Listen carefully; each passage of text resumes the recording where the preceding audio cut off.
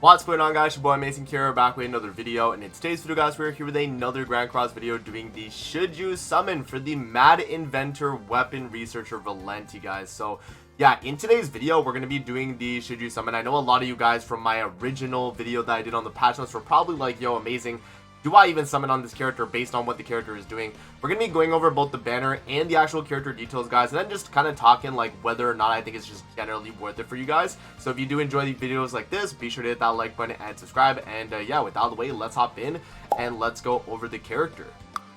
So Mad Inventor Weapon Researcher Valenti, she's a red attribute character, so she's the last one of the three Valentis, right? She is a backline support, guys. You know, backline supportive effect in all content as well, so PvE and PvP, really good. So it increases applicable allies base stats by 4% and max HP by 7% for each one participating in the battle. And the applicable allies are Sacrifice and 7 Catastrophes, right? So that does not mean you can run like, you know, Merlin Esnor does not get this, right? So you have to bear that in mind, right? It's only going to be Salo Sobnok, Ella Roxy, Ella Lilia, you know, those types of characters, right? So that's what you can kind of expect. When an applicable ally uses a skill, their attack and pierce rate increase by 30%. If one applicable ally uses 2 or more attack skills in one turn, they gain immunity core for one turn, which is defense related stats plus 20% and debuff immunity. Now, my thing with this effect of the skill, if this actually cleanses you from like a block effect or something like that, that is insane. Because there is like some skills where you will get debuff immunity after the fact, and it still doesn't cleanse you, right? Like, it doesn't remove debuffs, then grant debuff immunity, right? This one just grants debuff immunity. So we'll see exactly, like, how that's gonna, you know, play out in the battle, guys. If that actually does, you know, cleanse you or not. I guess technically, if you're using Sobnok, though, if you have a relic, right, you do the taunt, that cleanses her debuffs, right? So I think that could actually be a way to do it. But, yeah, we'll have to see, obviously, in practice, like, if this is gonna matter or not. Increases applicable allies damage dealt by 10% for each debuff on the enemy's limit of 5 times. So, you know, that's pretty nice. I mean, up to 50% damage dealt just for free. If you are applying debuffs on the enemy, that could be good.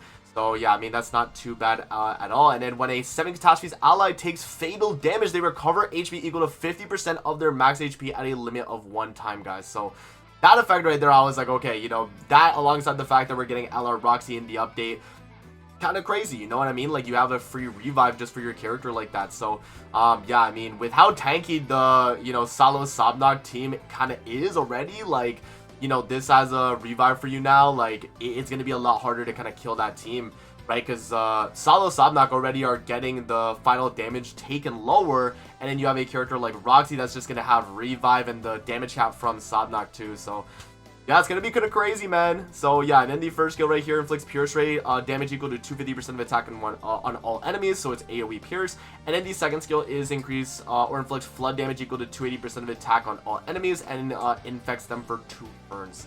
We don't know if this is going to be rank 1 infect, but, I mean, she's a backline support, guys. She comes onto the field, you know, I mean, she has her Holy Relic. I forget exactly what the Holy Relic is. I think it's like she gains gauge.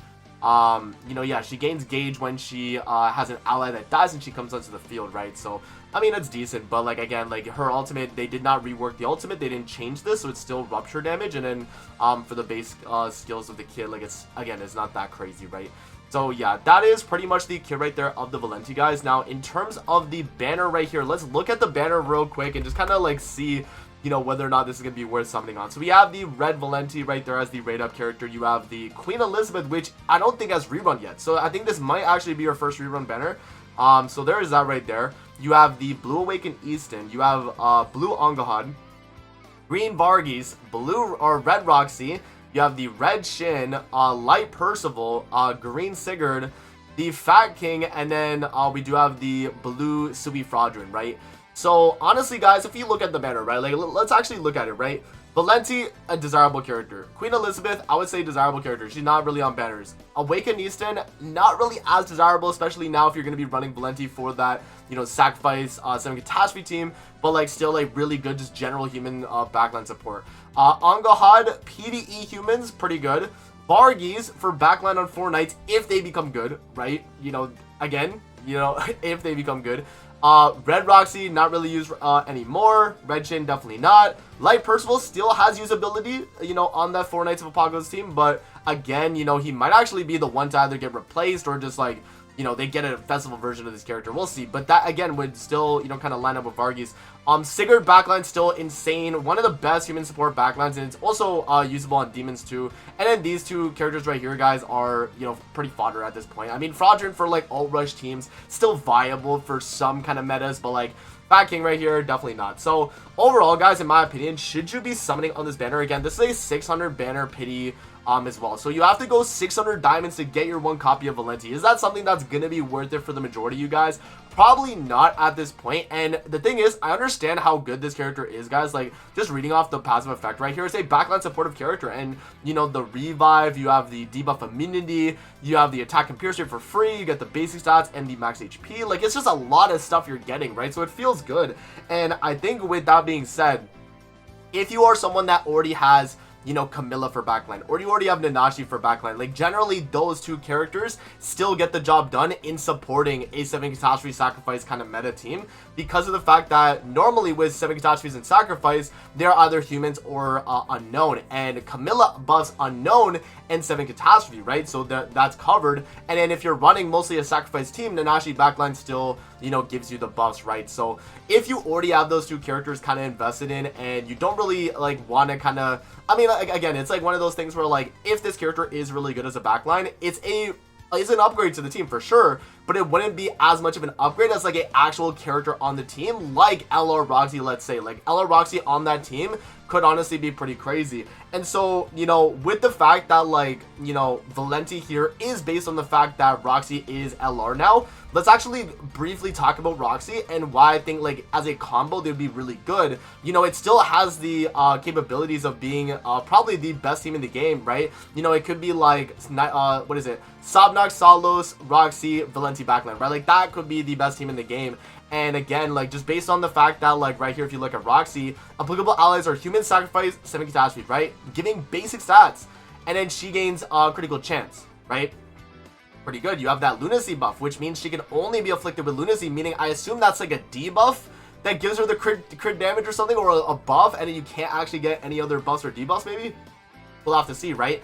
Increases attack when using a skill, further increases damage dealt by 100% against enemies lower attack than the hero, pretty good. And then, yeah, decreases all enemies defense related stats by 30% and inflicts corrosion damage equal to 15% of remaining HP when the hero dies, right? And then when an applicable ally uses an attack skill other than the ultimate move, it inflicts additional damage equal to 300% of the hero's initial attack. So no crits anymore. You have a kind of light Escanor kind of effect when you know, Roxy does die. And also, if, you know, again, if that combos well with the fact that Valenti gives you that, like, revive, like, if this fatal damage effect still allows you to get off that, like, free corrosion from Roxy, then this is kind of one of those characters that I think, like, if you want the best version of the team, you will probably need Valenti, right? But yeah, again, guys, at the end of the day, I think, you know, this character is going to be one of those, like, backline supports. It was one of those things where it's, like, just like the droll that we got kind of recently as well, right? Here, let me actually pull up the most recent droll that we got, and I'll kind of mention him as well, because I feel like that droll that we got, guys, was a fairly, like, you know, good backline for like the Giant team at the time, and it's a very similar kind of build that they did with the Valenti that we just got as well, right? Because they were trying to push, like, the whole Giant team, and they released a version of a character we already had from years ago, right? And so when they did this character, they just made him be a really insane Giant backline support, and that's what they did with Valenti as well. And so I think, you know, it's really gonna come down to one of those things, guys, where, like, if you're someone that really heavily invests in the 7 catastrophe team nowadays, pretty much a must summon. But for the majority of people, you're probably not going to summon on this, especially if you have already a Camilla backline or a Nanashi backline as well, just to kind of suffice for the meantime, right? So yeah, that's kind of where I'm at right now on the Should You Summon, guys. It is a good character though, like, don't get it twisted. I think the passive of the character is really good, and I think as a backline support, she will be very strong on the Salo, Sabnog, LR Roxy team, right? I am expecting that to be, like, probably the best team in the game now, just based on the fact that, like, what she's doing. But yeah, I mean, at the end of the day, are you gonna need Valenti to make that team really good? You can still run Camilla backline, still run Roxy, and then you have Sabnak, Salo. So I don't think it's, like, the end of the world if you don't have those, or if you don't have Valenti, right? So that's gonna be it for the video. I hope you guys did enjoy. Again, let me know what you guys think in the comment section below of the thoughts here on the Should You Summon. Are you guys gonna be summoning on this character as well? Let me know in the comment section below. But that is going to be it for the video. Hope you guys did enjoy, and I'm gonna see you guys on the next one, man. Peace out. Have a great rest of your day, guys. See you later, man.